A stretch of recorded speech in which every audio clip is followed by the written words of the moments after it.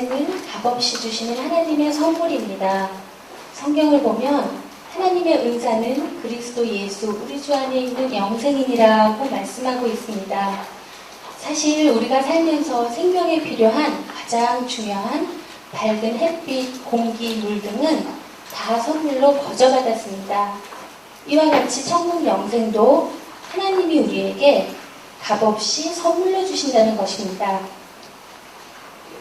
그러므로 천국은 돈이나 공로나 자격으로 얻는 것이 아닙니다.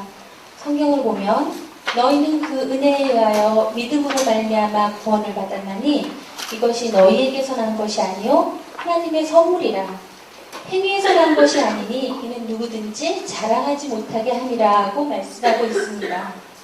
만일 자매님의 친구가 값진 선물을 가져왔는데 자매님이 지갑을 꺼내어 선물값을 지불하려 한다면 친구에게 얼마나 모욕적인 행동이 되겠습니까? 선물은 값없이 받아야만 합니다. 단 한 푼이라도 지불한다면 그것은 더 이상 선물이 아니죠. 천국 영생도 이와 마찬가지입니다. 그렇다면 하나님은 왜 천국 영생을 선물로 주셔야만 할까요? 그것은 성경이 인간에 대해서 말씀하고 있는 것을 이해할 때 좀 더 분명히 알 수 있습니다. 인간은 죄인입니다. 성경을 보면 모든 사람이 죄를 범하였음에 하나님의 영광에 이르지 못하더니 라고 말씀하고 있습니다. 흔히 죄라고 하면 우리는 강도나 살인, 도적질, 간음 등을 생각하죠.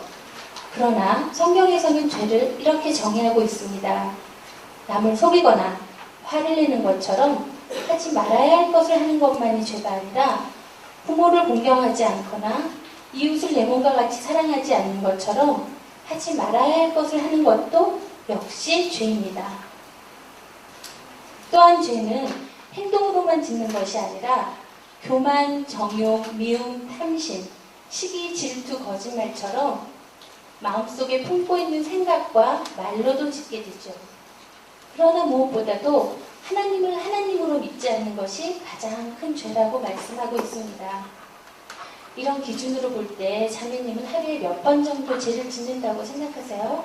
그렇다면 하루에 수십 번도 죄를 짓는 것 같아요. 물론 저도 그래요. 사실 우리는 자신도 모르게 많은 죄를 짓고 살죠. 예를 들어 어떤 사람이 하루에 10번이나 5번, 아니 단지 3번만 죄를 짓는다고 생각해 봅시다.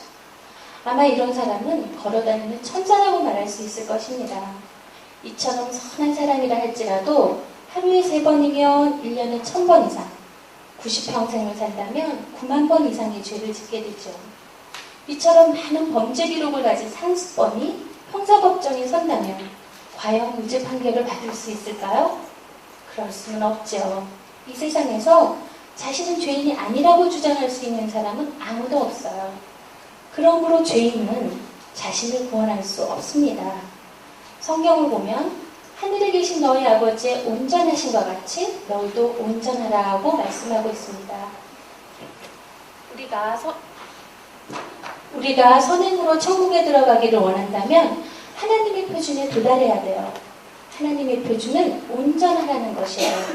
그러나 이 세상에 하나님의 표준에 도달할 수 있는 사람은 단 한 사람도 없어요. 만일 싱싱한 계란 5개에 썩은 계란 하나를 섞어 요리한다면 그것을 기쁘게 먹을 사람은 아무도 없을 것입니다. 사람들은 자신들의 삶 속에 선한 것들이 많다고 생각하지만 조금이라도 부패한 생각과 행위가 있는 한 온전하신 하나님은 결코 우리를 기쁘게 받으실 수 없습니다. 성경을 보면 누구든지 온 율법을 지키다가 그 하나를 범하면 모두 범한 자가 되나니 라고 말씀하고 있습니다. 이제 왜 우리가 자신의 선행으로 천국에 들어갈 수 없는지 그 이유를 아시겠죠? 그것은 성경이 하나님에 대해서 말씀하고 있는 것을 이해할 때 좀 더 분명히 알 수 있습니다.